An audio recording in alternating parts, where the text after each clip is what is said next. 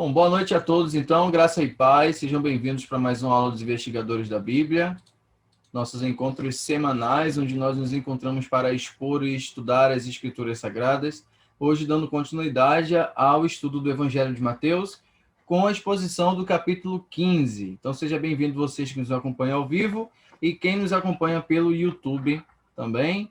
Não deixa já de deixar o like no vídeo, compartilhar, comentar, se inscrever e também acessar nossas redes no Telegram e no Instagram, acessando os links aqui abaixo do vídeo. Amém?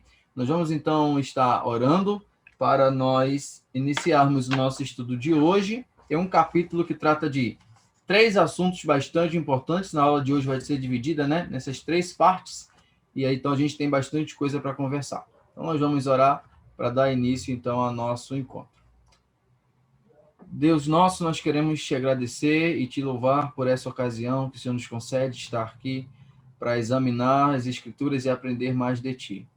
Perdoa, Senhor, nossos pecados e nos ilumina mais uma vez para que possamos entender o que o Senhor quer nos transmitir através de tua palavra.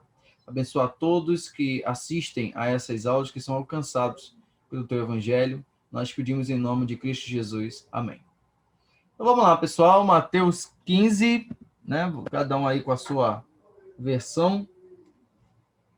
Vou fazer a leitura da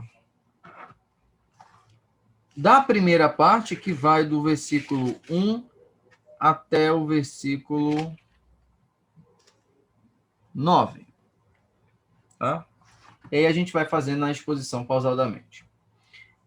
Vamos lá, na última aula, só para a gente lembrar que na última aula a gente tratou de alguns assuntos muito importantes, como a questão da morte de João Batista, a primeira multiplicação dos pães e peixes e Jesus andando sobre as águas. O ministério de Jesus está concentrado ainda na região da Galileia, no norte de Israel.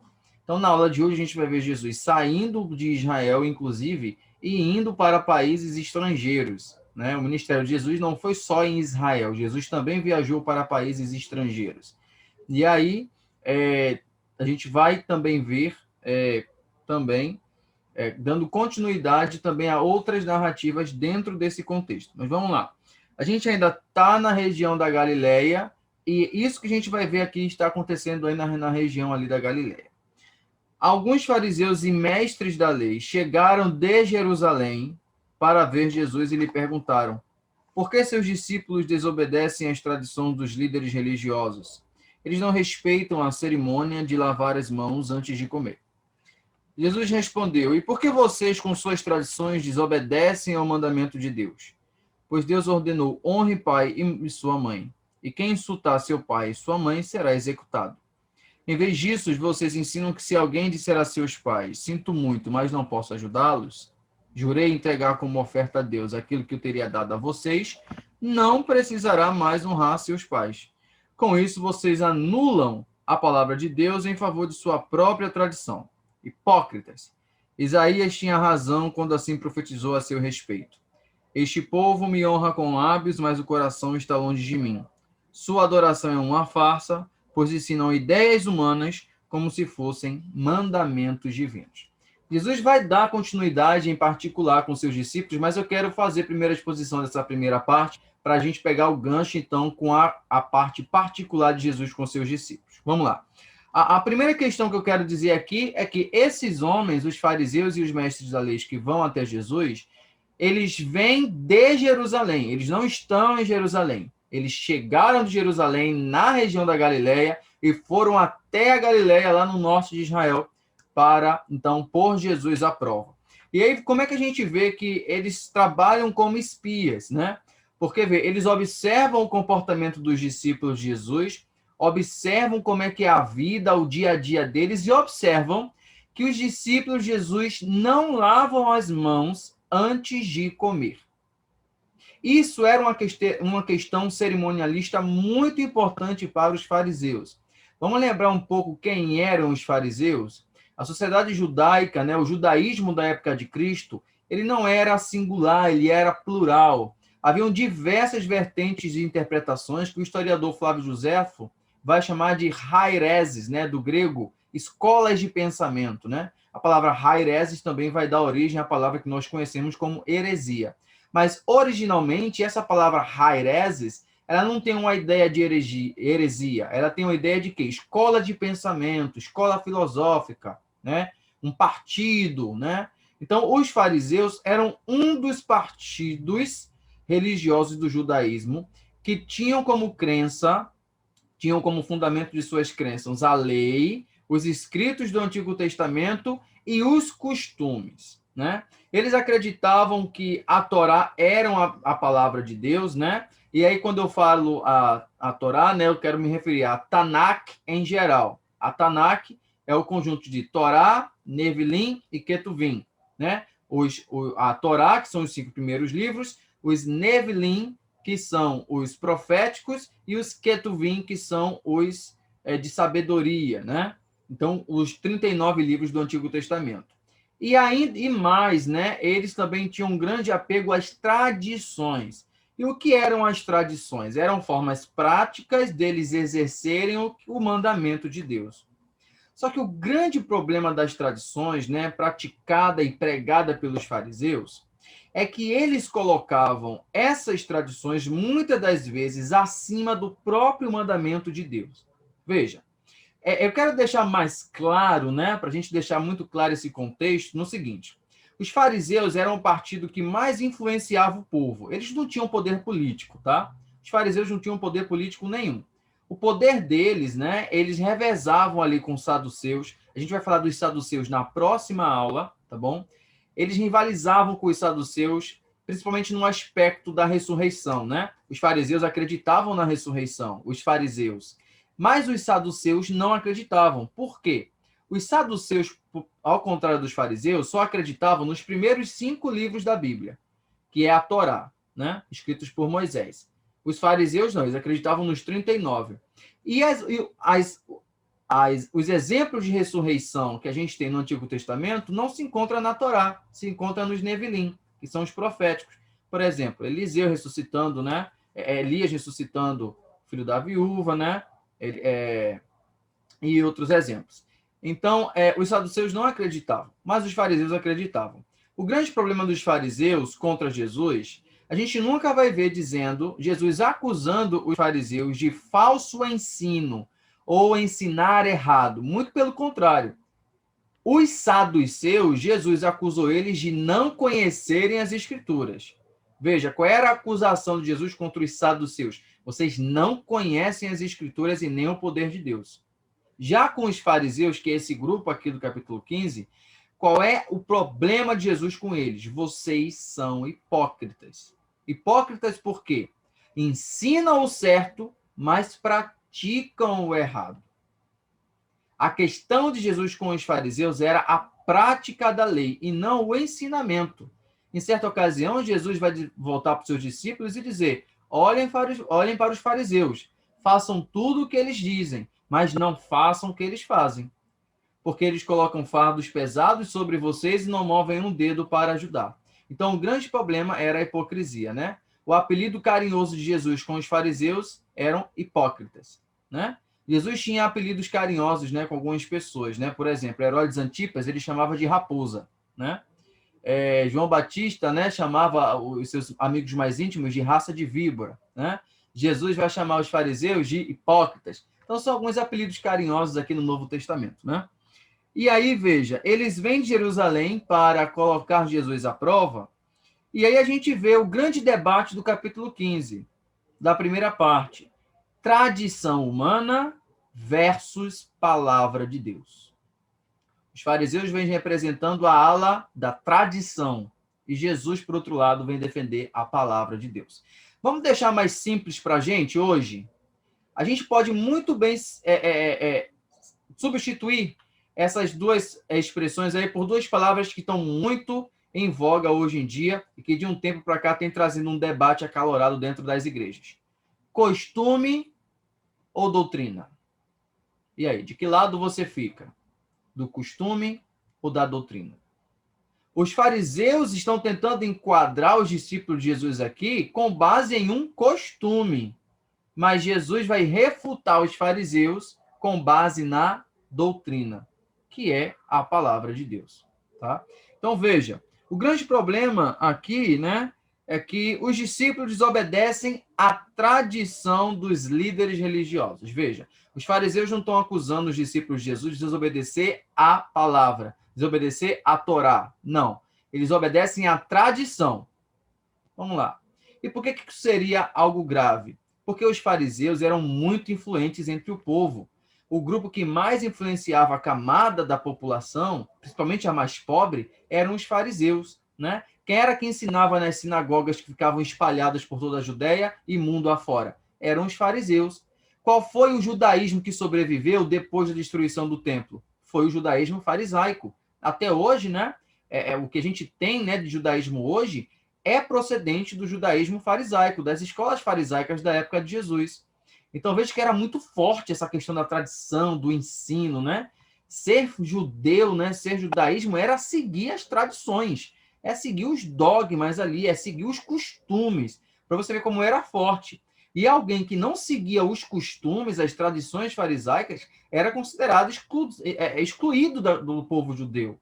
Era quase que estar pecando contra o judaísmo, porque eles colocavam essas traduções e esses costumes em pé de igualdade com a letra da Torá, com a palavra de Deus, o que era um equívoco muito grave. E aí, né, a réplica de Jesus no versículo 3 vai ser num molde rabínico de fazer réplica, né? Os grandes sábios na antiguidade sempre respondiam uma pergunta com outra pergunta. Pode observar. Toda vez que Jesus ele é confrontado por algum fariseu, saduceu, mestre da lei, ele sempre responde a pergunta com uma pergunta. Já pararam para reparar nisso? Ele sempre responde uma pergunta com outra. E aqui não é diferente. Isso é uma réplica, né? É uma tática rabínica. E Jesus, como rabino, como mestre, ele também faz isso. E ele diz, né? E vocês? Ele vira o jogo, né?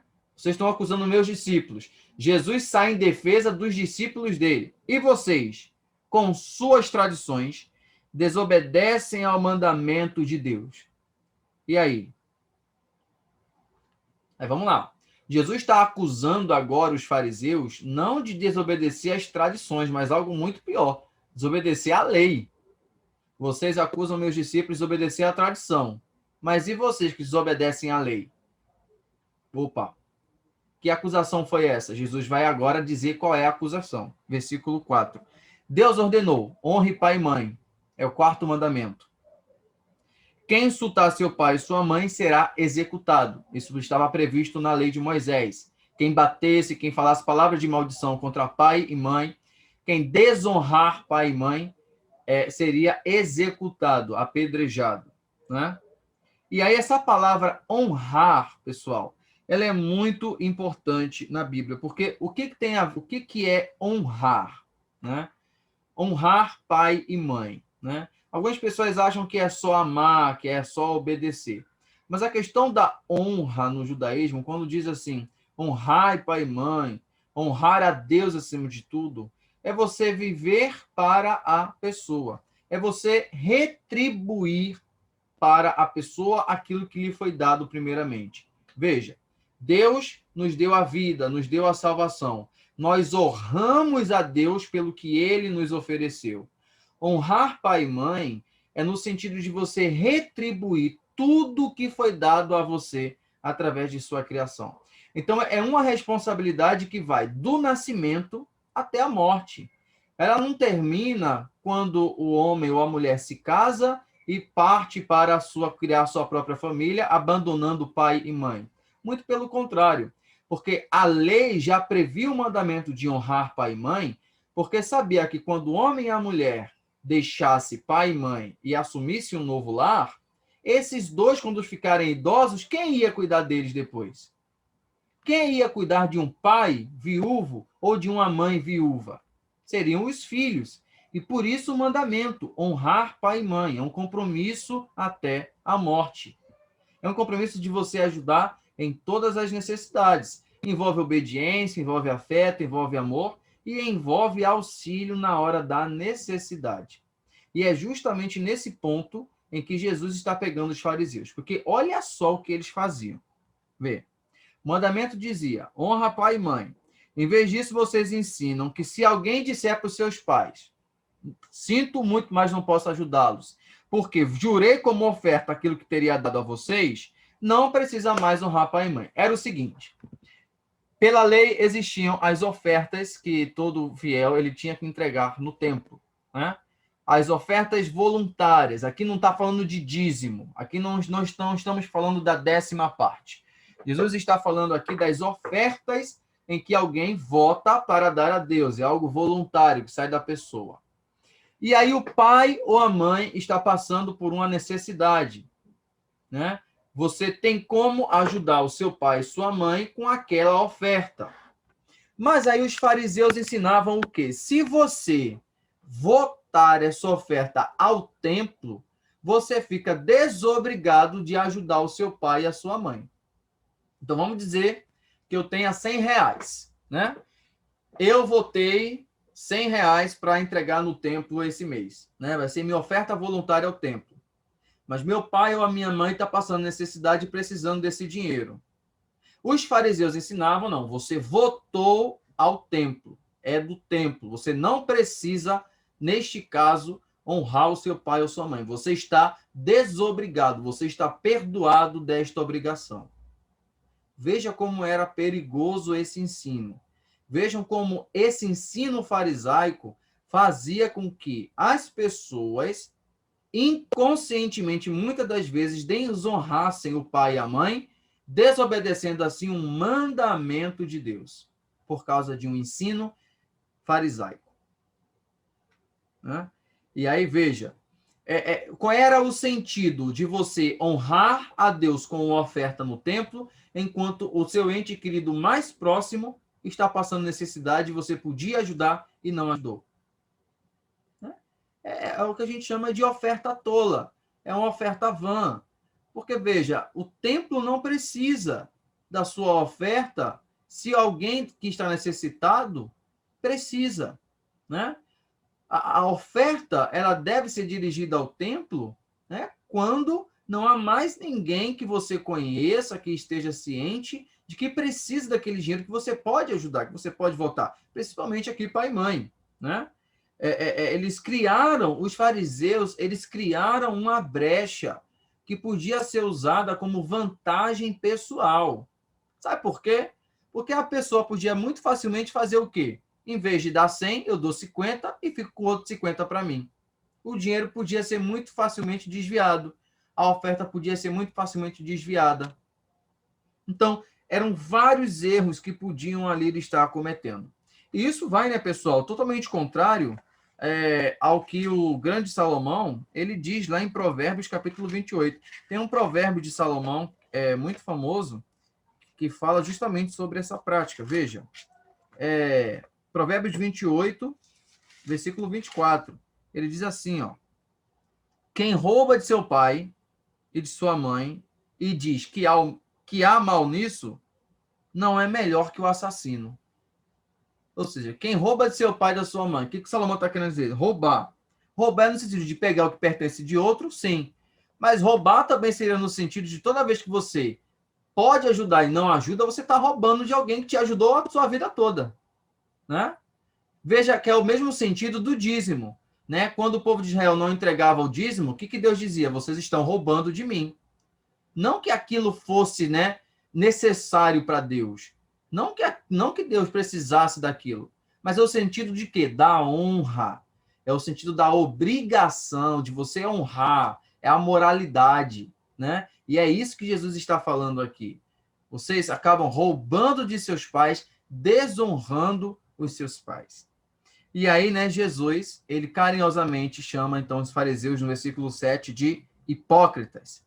Isaías tinha razão quando profetizou sobre vocês. E aí ele vai citar o texto aqui de Isaías, capítulo 29, versículo 13. Quando Isaías falou sobre Israel, da sua época, mas também profetizando Israel da época de Jesus, dizendo: este povo me honra com lábios, ou seja, tradição, costume, mas o seu coração está longe de mim.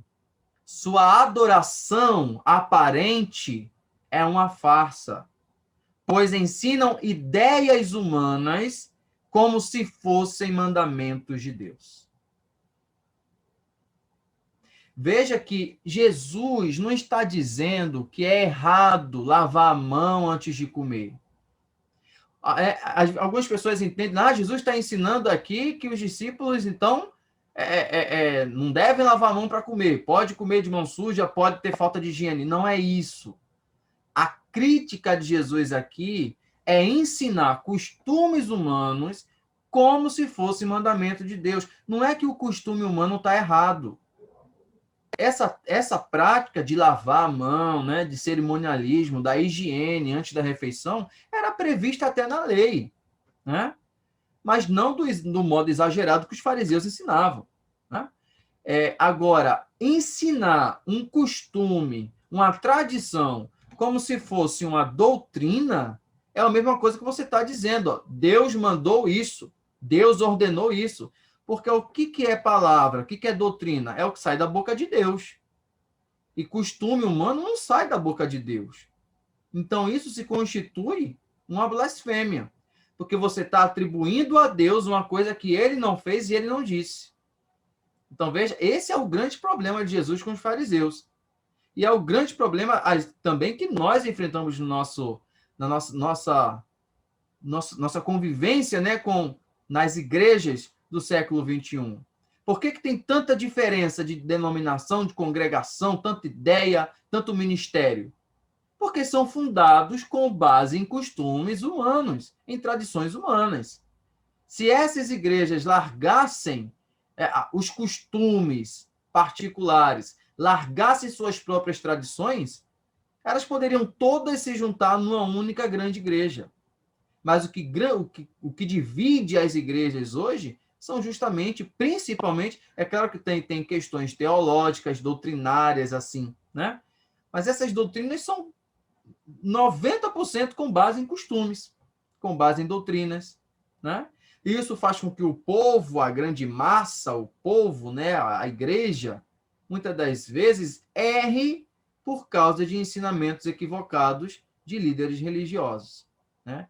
Então veja que era uma realidade na época de Jesus, é uma realidade nas nossas igrejas hoje, no nosso cotidiano, e infelizmente, né, a gente vê que não tem como melhorar, né? Não há como melhorar, assim, no sentido de que previsão de que isso acabe, né? Porque veja, o apóstolo Paulo em suas cartas, quando ele estava ensinando a sã doutrina de Deus, ele disse assim lá em Gálatas capítulo 1, ainda que eu mesmo, Paulo, um outro apóstolo, um anjo, um querubim, um serafim, ensine a vocês outra doutrina além dessa, seja anátema. Ou seja, Paulo desconfiava até dele mesmo. Né? O que era mais importante para Paulo era a doutrina que ele pregava, não ele. Porque ele fala, mesmo que eu depois venha falar para vocês e diga, é tudo mentira, não acreditem em mim. Que eu possa estar desvairado, maluco. Ou um apóstata, assim como ele falou contra, né? Era doutrina, era o evangelho, a essência. Mas toda vez que ele falava de costumes, ele deixava muito claro qual é o costume de vocês, qual é a tradição de vocês, né? Quando ele dava uma opinião, lá em 1 Coríntios 7 a gente vê muito isso, né? Digo eu, não o Senhor. Ou seja, uma opinião de Paulo, não de Deus. Veja como Paulo deixa isso muito claro, né? Lá em 1 Coríntios 7, quando Paulo está falando de casamento, ele diz assim, ó, digo eu, não o Senhor, que fiquem solteiros, porque os solteiros trabalham para Deus, o casado trabalha para casa. E para Paulo era interessante que o evangelho crescesse e a pessoa solteira tem mais disponibilidade, né? Mas isso era um pensamento de Paulo, ele deixa muito claro, isso não é mandamento de Deus. Isso é um pensamento meu. Então ele separa isso. Os fariseus não faziam, e Paulo era fariseu. Não nos esqueçamos que Paulo era fariseu. Então, essa diferença da tradição e da doutrina tem que ser deixada muito clara para quem ouve o evangelho e principalmente para quem prega o evangelho. Saber, né? Nós investigadores aqui, né? sempre amadurecendo mais na palavra de Deus, né? Você que nos assiste, devemos deixar isso muito claro, que costume não é doutrina. Os costumes, eles apontam para a doutrina, mas eles não são. A tradição aponta para a Bíblia, mas ele não pode ser substituído pela palavra de Deus, né? E ele também não pode usar como uma ferramenta de exclusão, né? Como alguém que não segue a mesma tradição que eu, o mesmo costume, eu excluo aquela pessoa pelo fato de não seguir o mesmo costume. O Evangelho não ensina isso, né? A gente vai ver mais à frente que Jesus vai pregar justamente totalmente o oposto, ao contrário disso, né? E aí vejam, dando continuidade agora no versículo 10. Jesus chamou a multidão para perto de si e disse: ouçam e procurem entender. Não é o que entra pela boca que os contamina. Vocês se contaminam com as palavras que saem da boca.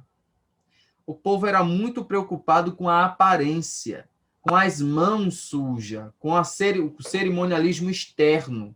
Mas Jesus estava mais preocupado com o interior, porque o que Deus quer ouvir é a voz do coração, né?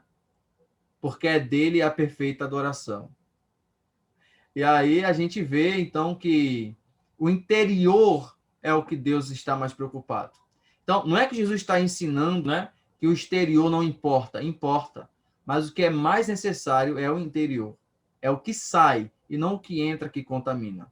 E aí os discípulos vieram e perguntaram: o senhor sabe que ofendeu os fariseus com isso que acabou de dizer? Eu acho essa parte muito maravilhosa. O 12, veja só. Os discípulos de Jesus foram ofendidos, né? Chegaram para Jesus e disseram: os teus discípulos não lavam a mão para comer, estão desobedecendo a tradição. Iam sair como errado. Jesus sai em defesa dos discípulos e os discípulos depois, em particular com Jesus, falam: Jesus, o senhor ofendeu os fariseus dizendo aquilo.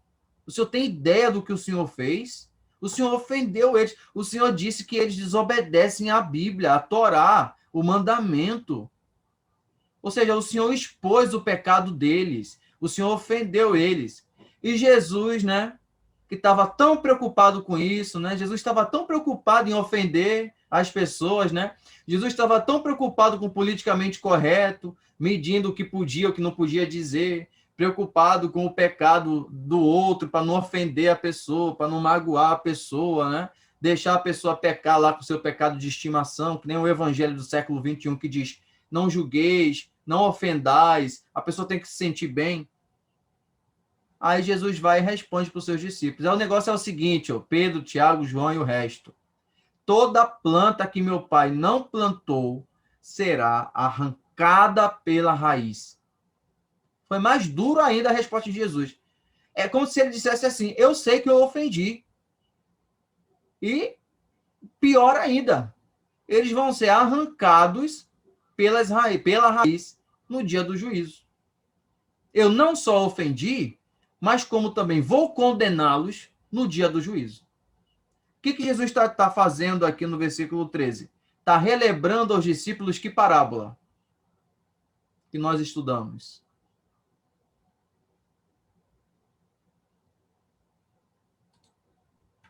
A parábola do joio e do trigo. Grande profeta Diego. É o joio. É o joio. Eles são joio. Eles são joio no meio do trigo, vão ser arrancados. Não só ofendi, como vou arrancá-los da terra. Eles vão ser excluídos da presença de Deus por permanecerem no pecado. Então, nós não devemos estar preocupados se vamos ofender alguém quando vamos contra a sua prática pecaminosa. Muito pelo contrário, ofenda à vontade. Agora entenda o que eu estou querendo dizer. O ofender aqui não é você chegar xingando a pessoa, dizendo que ela vai para o inferno, que ela vai aqui. Não é isso, né? Veja que Paulo vai dizer lá em Romanos. A lei, ela existe, né? Para mostrar o pecado, né? A ofensa, veio a ofensa. A lei existe para que a ofensa abundasse. O que Paulo está dizendo quando ele diz que a lei veio para que a ofensa abundasse? Porque a lei mostra, a lei é um espelho, né? Nem esse aqui, é um espelho, cadê? É um espelho que mostra, é um reflexo. E qual é o reflexo que a lei ela traz para mim? É um ser humano sujo, é um ser humano pecaminoso, é um ser humano que está em rebelião contra Deus, é um ser humano vil que está condenado ao inferno. Então, o espelho, a lei, ela faz com que a minha ofensa seja refletida, seja exposta. Então, veio a lei para que a ofensa abundasse. Mas onde abundou o pecado, superabundou a graça. Estou muito ansioso para a gente estudar a carta de Romanos, porque toda aula a gente faz citação de Romanos aqui, é incrível. Porque como o apóstolo Paulo consegue pegar todos esses elementos da lei e do evangelho e unificar nessa carta maravilhosa. Né? Então, veja como isso é verdadeiro. Né? Nós, né, temos que se sentir ofendidos também. Quando lemos a Bíblia, nosso pecado é confrontado. Isso é se ofender. Né? E pare para refletir. Se você se sente ofendido, pense em Deus, que desde o Éden tem sido ofendido todo dia. Né? O pecado ofende a Deus. Agora você pensa em Deus. Né? Então, assim, você importa mais agradar ao homem ou a Deus? Então, importa que eu ofenda o meu semelhante com o pecado dele do que ofender a Deus com o meu e o dele também, né? Do outro ser humano.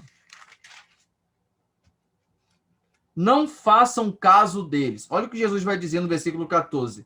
Não façam caso. O que é fazer caso? É se importar com o que a pessoa diz. É se importar, é dar valor, é dar ibope.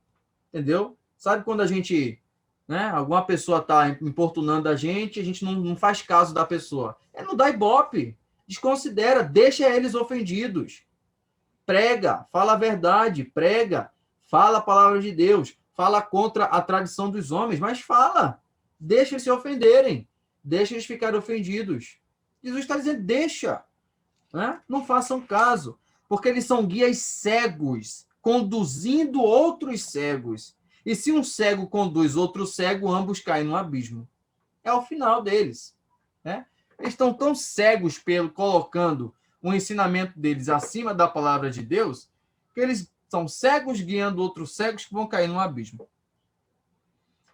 E aí no versículo 15, Pedro, né, ele chega para Jesus e diz: explique-nos a parábola de que as pessoas não são contaminadas pelo que comem. Olha o nível aí de intelectualidade dos discípulos de Jesus.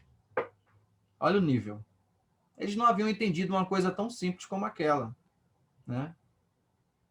Veja que eles parecem crianças que fazem aquelas perguntas mais bobas, né, mais infantis, e que nós, como adultos, temos que ter paciência em ensinar a criança, porque muitas das vezes ela nem conhece o vocabulário, né? Às vezes a gente fala uma palavra difícil para a criança e a criança pergunta: o que significa isso, né?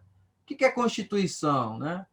O que é lei, né? Os discípulos de Jesus é basicamente isso, são crianças aprendendo com um adulto. E aí eles estão dizendo: nos explique. E aí Jesus, no versículo 16, ainda não entenderam? Como é que vocês não entenderam isso? Tudo que come passa pelo estômago e vai para o esgoto. Não permanece no corpo. Mas as palavras, ao contrário, vêm do interior, do coração. E é isso que contamina. Porque do coração vêm maus pensamentos, homicídio, adultério, imoralidade sexual, roubo, mentiras e calúnias. São essas coisas que o contaminam. Comer sem lavar as mãos não os contaminará. Então, aqui a gente entende que esfera de contaminação Jesus está se referindo. Né? Se você comer sem lavar a mão, né, você pode ter ali uma dor de barriga por pegar uma bactéria, mas o seu corpo rapidamente eliminará aquela bactéria. Ele foi programado para isso. Nosso corpo foi programado para isso, para eliminar o que não presta. Né? Mas, por todavia, os pensamentos que saem do coração, os desejos que saem do coração, não são facilmente eliminados. Muito pelo contrário, eles são produzidos no interior e a sua saída é a entrada do alimento. Ou seja, é o caminho totalmente inverso, né? E aí, essa palavra também, né, falar do coração, né? Essa figura de linguagem do coração como a vontade do ser humano. É onde está a origem do pecado, a concupiscência habita no coração. O que é a concupiscência? É o desejo do pecado, né? Veja, nós não fomos libertos ainda da concupiscência, né? Concupiscência também é sinônimo de presença do pecado, né? Mas veja, tem uma grande diferença em pensar e praticar, querer e realizar, né? Lá em Tiago, capítulo 1, versículo 17, Tiago vai falar, né?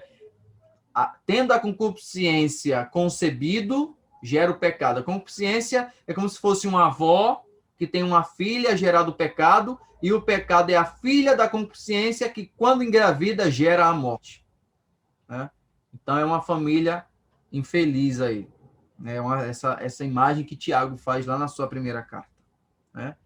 Então, vejam, o que nós aprendemos com essa primeira parte aqui do capítulo 15 de Mateus? Que nem sempre um ato religioso é praticado com pureza de coração e, por consequente, aceito por Deus como bom fruto. Às vezes nós podemos estar praticando um ato religioso muito bonito, como até ajudando um semelhante, louvando, cantando, pregando, mas o nosso interior está totalmente corrompido diante de Deus. Nós estamos acertando por um lado, errando em outro. É como ofertar a Deus intrigado com seu irmão, a quem você vê, adorando aquilo que não vê, o que João vai dizer lá nas suas cartas. Então, é basicamente isso, né? Mateus, essa primeira parte vem nos ensinar isso. Devemos estar atentos com a questão da pureza interior. Devemos estar atentos quando colocamos costumes humanos, tradições humanas acima da palavra de Deus, como evangelho, como doutrina, e quando nós praticamos e principalmente ensinamos isso para os nossos semelhantes. Bom, assim nós finalizamos a primeira parte. Eu vou abrir agora para comentários e perguntas. Se alguém tiver, está aberto aí para falar. Vamos lá, então, dando continuidade, então, ao livro de Mateus. Capítulo 15 ainda, agora versículo 21. A segunda parte da aula agora vai falar sobre o encontro de Jesus com a mulher cananeia. Então, Jesus deixou a Galileia rumo ao norte, né, para a região de Tiro e Sidom. Então, Jesus agora, ele está saindo do país dele, né? Vamos abrir aqui o mapa para nós vermos geograficamente o que está acontecendo, para onde Jesus está indo aqui. Vamos lá. Jesus estava aqui, ó, na região da Galileia. Essa região aqui mais ao norte, né? Essa região ao norte, entre Cafarnaum e Betsaida. O caminho que Jesus vai fazer agora, ele vai deixar a região da Galileia, né? E vir aqui para a região entre Tiro e Sidom, que pertencia a que país? A Síria, né? A Fenícia, a região da Fenícia, que era governada pelo procurador da Síria, procurador romano da Síria. Era ele quem governava essa região, não era mais Herodes Antipas. Herodes Antipas não tinha mais domínio aqui sobre essa região. O domínio dele terminava aqui, ó, nessa linha azul aqui, ó, da Galileia, que vem aqui, Cesareia de Filipe, para baixo, tá? Aqui já é outro país. Hoje em dia, essa região aqui é o país do Líbano, tá? Faz fronteira com Israel. E essa região aqui, onde era Tiro, onde era Sidom, né? Muito famosas no Antigo Testamento. Quem aí está lembrado das profecias de Ezequiel? Profecia contra Tiro, né? Lá no capítulo 26. Profecia contra o rei de Tiro, o famoso, né? Rei de Tiro, lá do capítulo 28 de Ezequiel, né? Sidom, né? Sarepta, olha aqui a cidade de Sarepta aqui, ó. O Luciano deve ser fã da cidade de Sarepta, né? Sarepta, ele ele gosta porque tem um evento aqui na nossa cidade de Sarepta que parece que ele fala com tanta propriedade que ele estava lá. Ele viu lá o evento, lá como aconteceu, né? E aí, o que Jesus vai fazer aqui nessa região? É a região da Fenícia, é a região da Síria. Jesus deixa o seu país e vai agora para um país onde o povo não era israelita, onde o povo não era judeu. Tá? Então vamos lá. Vamos dar continuidade no texto para a gente entender o que Jesus foi fazer naquela região. Uma mulher cananeia que ali morava veio a ele suplicando: Senhor, filho de Davi, tenha misericórdia de mim. Minha filha está possuída por um demônio que a atormenta terrivelmente. Vamos lá. Jesus não disse uma só palavra em resposta. Então os discípulos insistiram com ele: mande-a embora. Ela não para de gritar atrás de nós. Jesus disse à mulher: fui enviado para ajudar apenas as ovelhas perdidas do povo de Israel. A mulher, porém, aproximou-se, ajoelhou-se diante dele e implorou mais uma vez: Senhor, ajude-me. E Jesus respondeu: não é certo tirar a comida das crianças e jogá-la aos cachorros. Senhor, é verdade, disse a mulher. No entanto, até os cachorros comem as migalhas que caem da mesa dos seus donos. Mulher, sua fé é grande, disse-lhe Jesus. Seu pedido será atendido. No mesmo instante, a filha dela foi curada. Então vamos lá, a gente tem alguns aspectos muito interessantes sobre essa passagem aqui.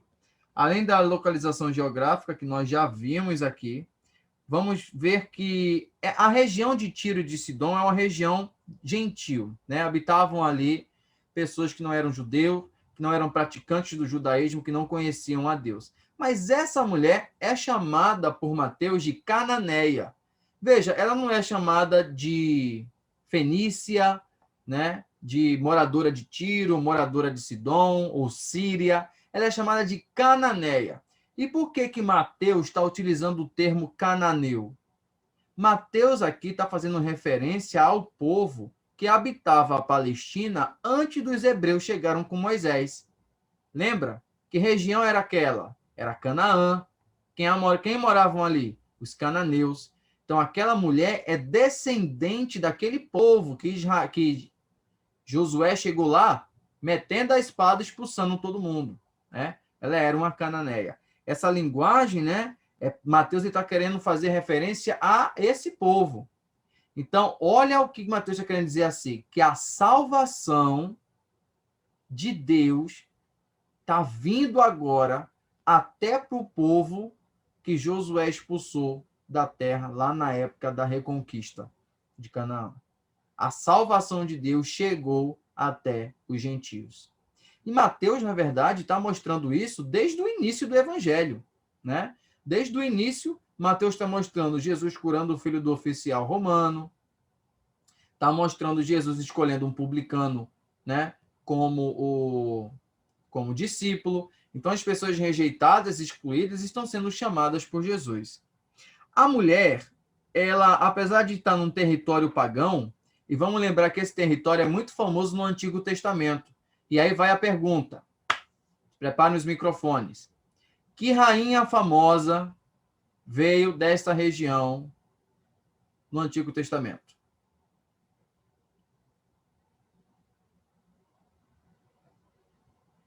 Que rainha famosa, que rainha Qual região? famosa, que rainha famosa no Antigo Testamento veio dessa região aí, desse povo? Canaã? Cananeia? Era cananeia, ela era de Tiro. Era da Fenícia. Rainha famosa. Foi Eu Jezabel? não vou chutar, não. Vai que eu erro, posso ter vergonha. Vai. Jezabel? Pode falar. É a nossa querida Jezabel. É? Jezabel. Exemplo de mulher para as próximas gerações. Só que não, mentira. Jezabel era Exatamente. fenícia, né? Jezabel era cananeia. Jesus está visitando a terra de Jezabel, onde Jezabel nasceu. Mas olha que interessante. Jezabel representava e representa todo o povo desviado de Deus, o povo pagão, né? Aqueles que andam na corrupção.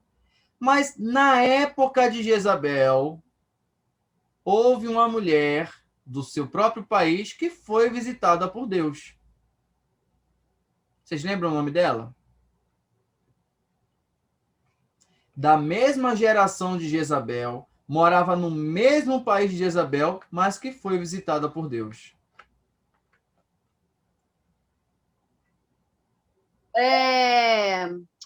Raabe. É a viúva. Aí, ó, não falei? Falou? Eu não falei? É só falar desse povo da região, é só falar de Jezabel, é só começar a falar lá de Primeira Reis, que ele começa a acertar todas as perguntas. É ele mesmo aí, ó, é só falar. Eu fiz uma pegadinha com vocês, que eu falei para Já é o livro assim, que a Bíblia dele é Reis. Luciano, quantos livros tem no Antigo Eu sou Testamento? muito ruim na história de Elias. Quantos Entendeu? livros tem? Assim, Quantos livros tem no Antigo Testamento? 2. Primeira e Segunda Reis. Né?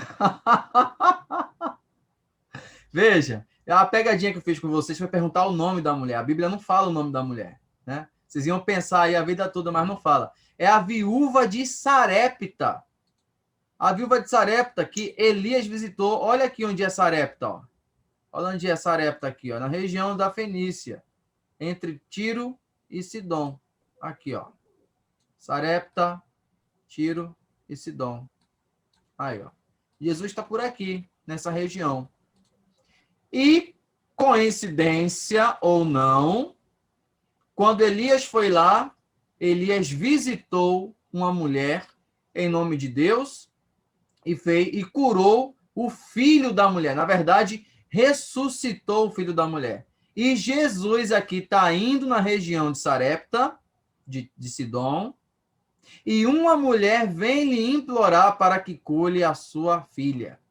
Olha o paralelo que Mateus está fazendo entre o Antigo e o Novo Testamento, entre o ministério de Elias e o ministério de Jesus. Isso é de propósito. Mateus está fazendo isso de propósito, é um paralelo, né? Isso é muito recente na mente dos judeus, porque todo judeu que se preze conhece a história de Elias, que é um dos principais profetas do Antigo Testamento, né? Então, eles entendem muito facilmente lendo isso, que Jesus aqui está refazendo os passos de Elias, né?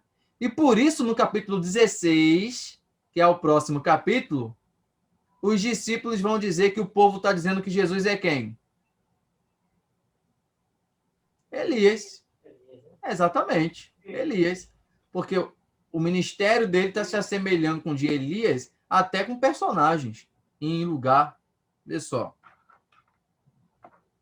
Então veja que a mulher, então, tem uma filha que está endemoniada, e esse demônio causa uma doença na filha dela, a gente não sabe aqui pela narrativa de Mateus qual é, mas vamos lá. Ela chama Jesus de filho de Davi. Essa expressão não é proposital. Ela podia chamar Jesus de Messias, ela podia chamar Jesus de Cristo, que é Messias, né?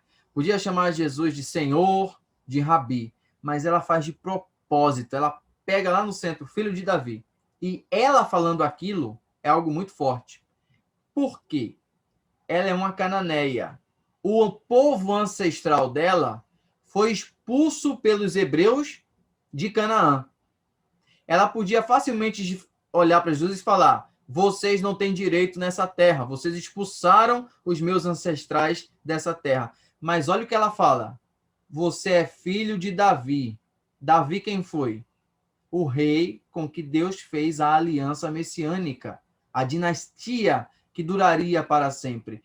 Então, ela está reconhecendo Jesus como rei legítimo daquela região, como dono legítimo daquele lugar e senhor de tudo. Ou seja, ela, como uma estrangeira, está fazendo o que o próprio povo de Jesus não fez com ele: aceitar a ele como rei, aceitar ele como filho de Davi. Olha como isso é forte.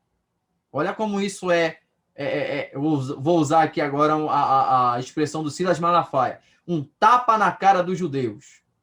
Vê? Mateus está pegando aqui a passagem fazendo assim, ó, na cara dos judeus. Vocês, judeus, não aceitam o filho de Deus como filho de Davi, mas uma cananeia está chamando ele de filho de Davi.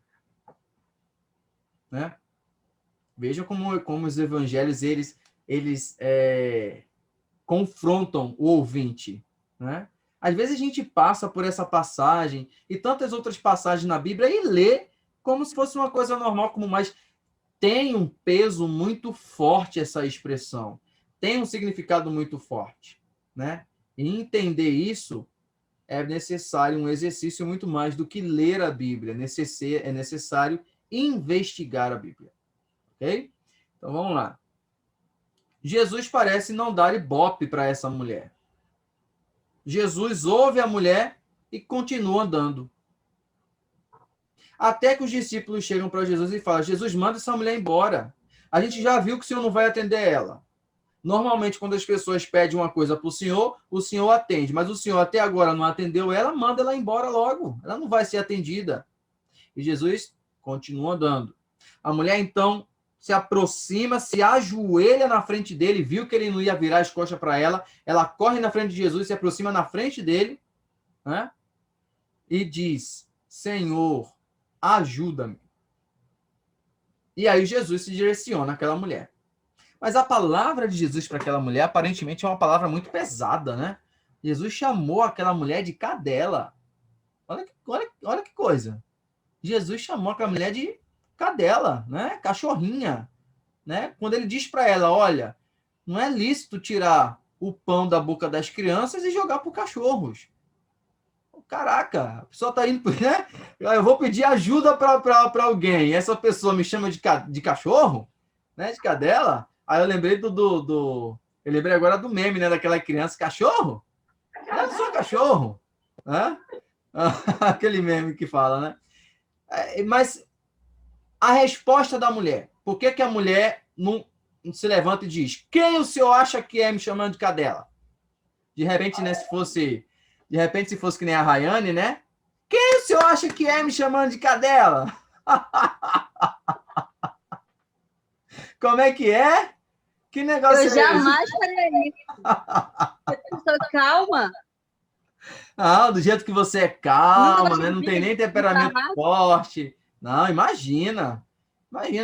Mas vamos entender aqui o que Jesus está querendo dizer. Primeiro, vamos entender. Se Jesus está mais tranquilo do mundo. Se Jesus está ignorando os cananeus, por que ele foi para lá então? Não faz sentido. Jesus vai para uma região que só tem cananeu. Então vamos entender o que Jesus está querendo dizer, né, quando está usando essa expressão cachorrinhos, né? Vamos lá.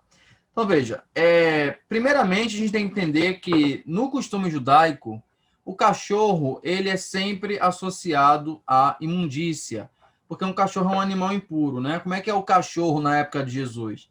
Ele não é o pet que nós temos hoje, que as pessoas cuidam, as pessoas criam, né? É o melhor amigo do homem, que as pessoas dizem por aí. Não, na época de Jesus, os cães eram animais que comiam carniça, eram animais que viviam pelas ruas, viviam pelos desertos, eram os cães selvagens, né? Eram animais impuros para a lei de Moisés. Os judeus chamavam o povo que não era judeu, de cão.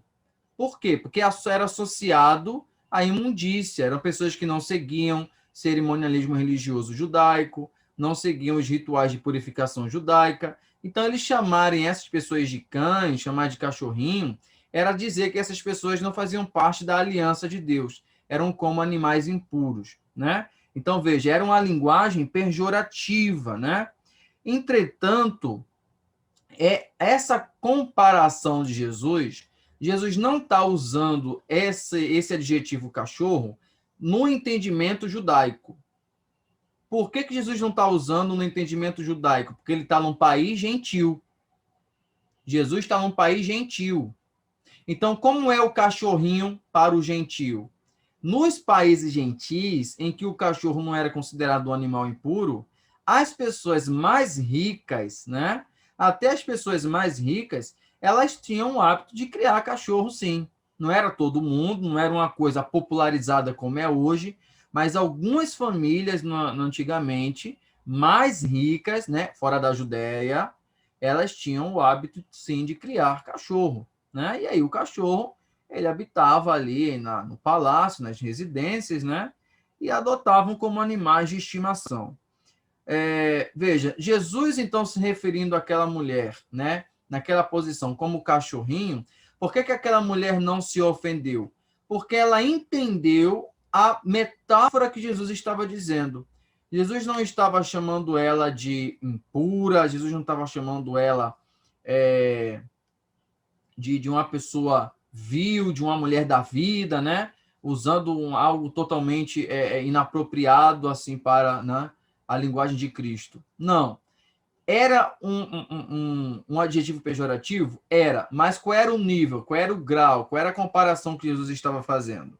Chamar ela, então, de cachorrinho era dar a impressão de que ela não pertencia ao povo em que originalmente o Messias veio.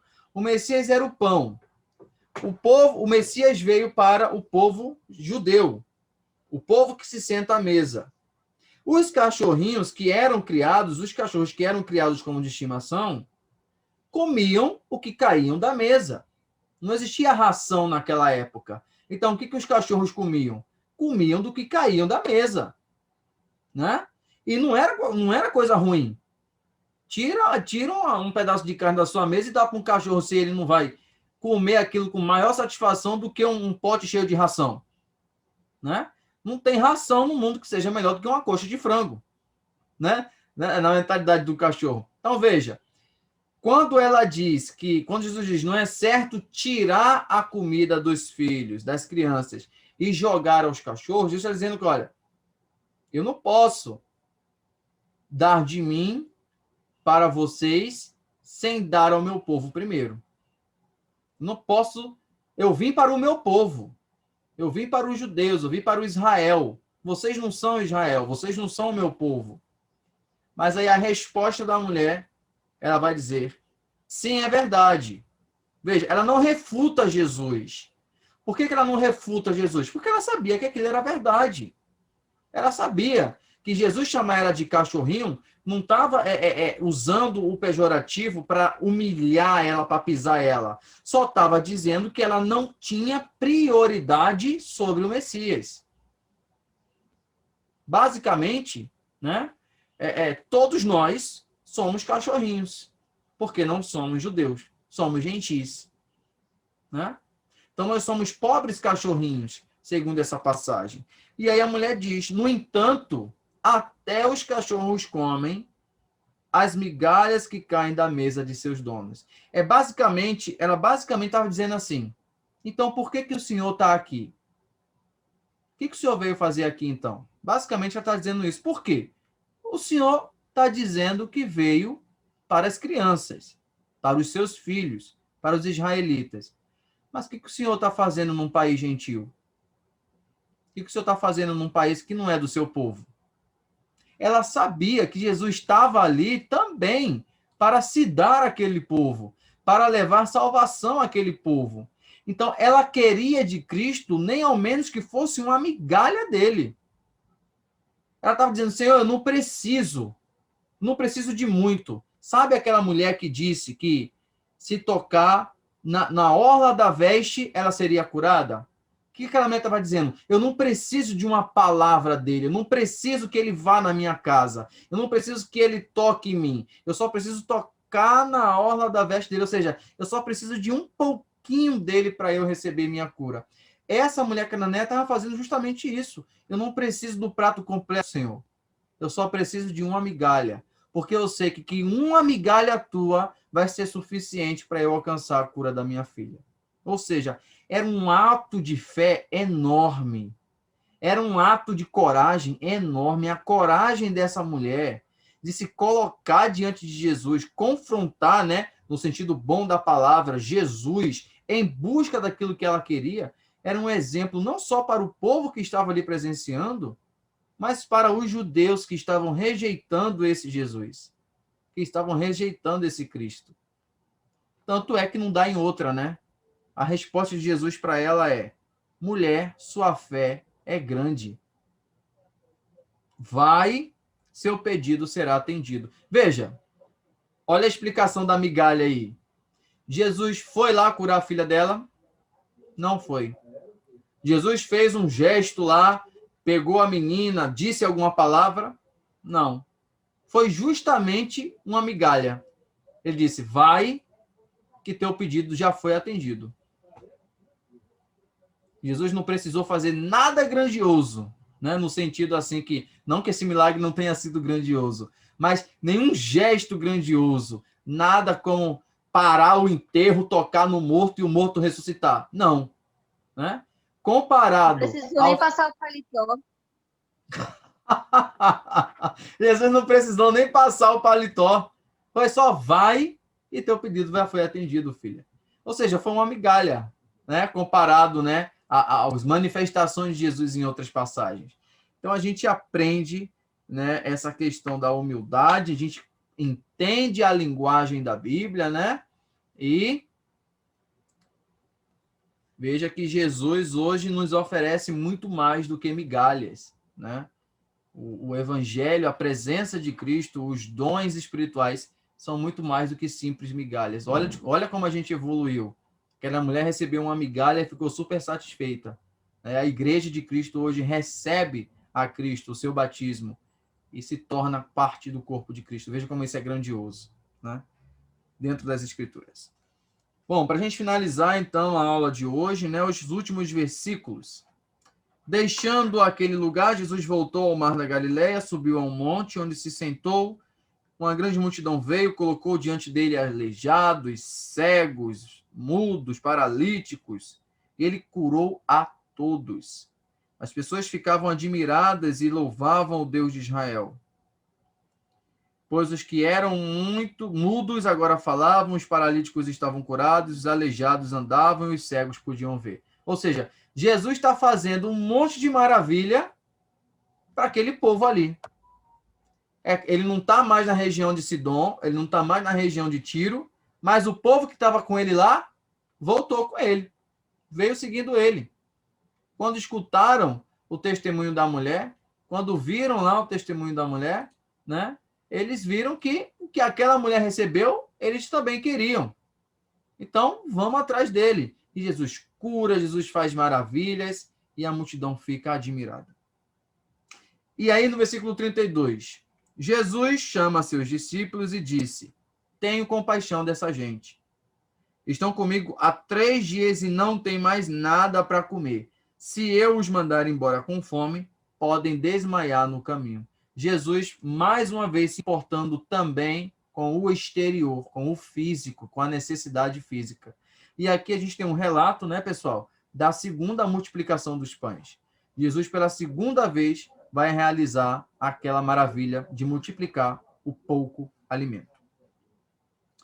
Os discípulos disseram, onde conseguiremos comida suficiente para tamanha multidão neste lugar deserto?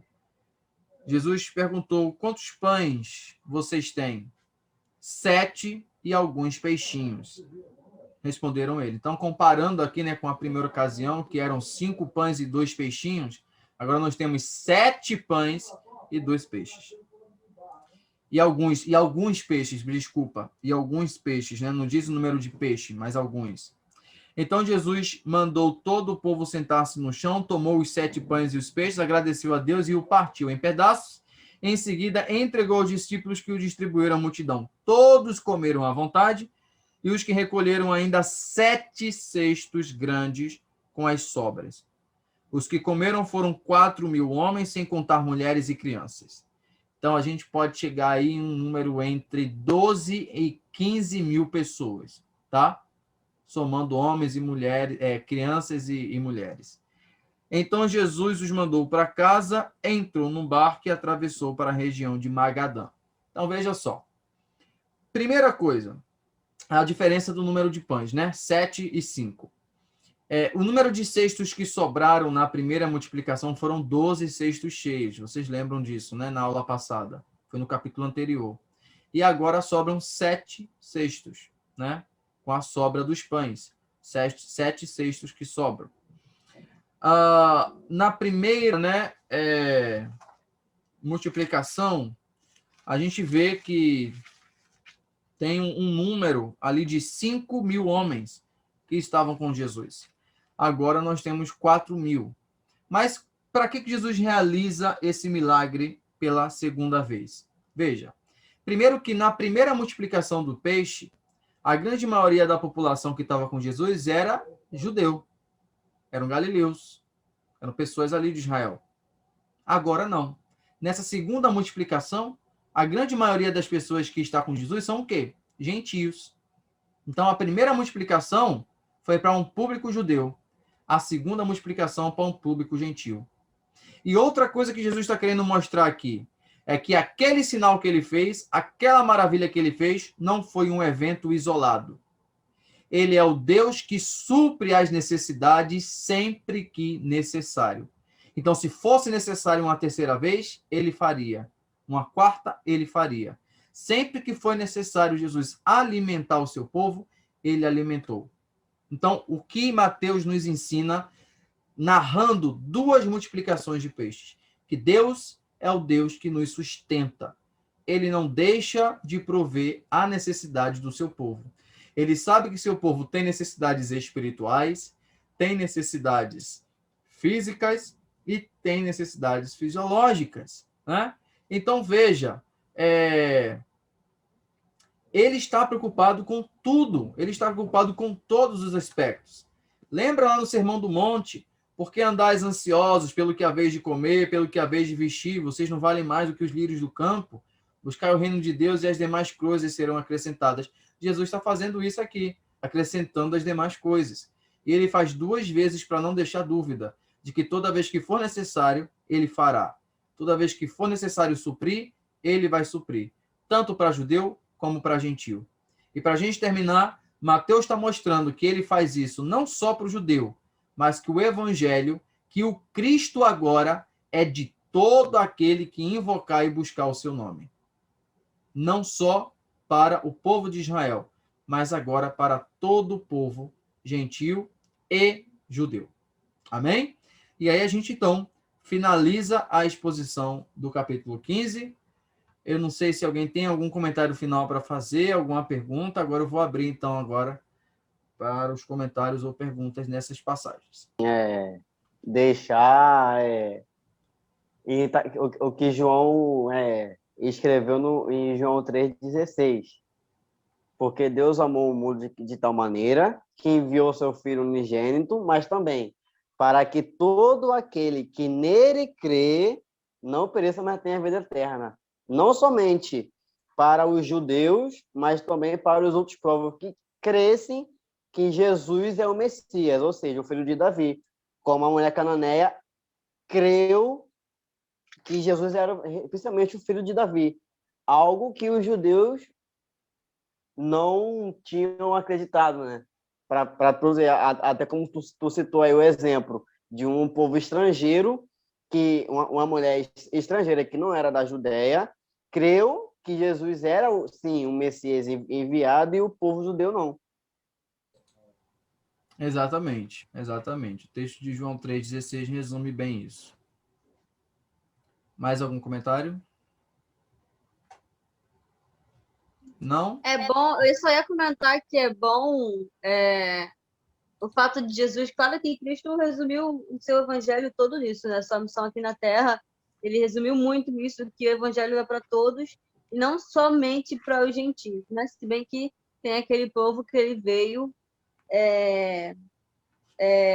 como teve aquele exemplo das crianças, as crianças se referiam realmente ao povo de Israel, aquele povo que ele veio por eles, né?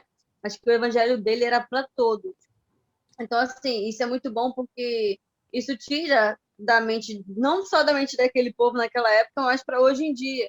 E as pessoas não são tolerantes em relação a isso. Exatamente. Exatamente. Então, pessoal, agradeço a todos pela presença. Você que nos acompanha pelo YouTube, muito obrigado. Continua acompanhando nossos vídeos, nossos estudos. Semana que vem a gente tem um convidado especial para a nossa aula, tá? Quem vai ministrar o capítulo 16 vai ser o pastor Leren Erison, da Igreja Presbiteriana de Osasco, em São Paulo. Então, eu conto com a presença de vocês. Tragam convidados, tragam visitas, que vai ser muito bom, ok? Então, não esquece aí de deixar o like no vídeo, compartilha. A gente tratou de assuntos muito importantes para a nossa fé e prática e também como exercício de evangelização. Vamos orar então para finalizar o nosso encontro. Pai, nós queremos te louvar e te agradecer por coisas maravilhosas que o Senhor nos revelou nessa ocasião. Continua sendo conosco, nos esclarecendo e nos ajudando a praticar o que é certo, para que possamos exercer um culto racional. Permanece com o teu povo, eu te peço em nome de Cristo Jesus, teu Filho unigênito. Amém.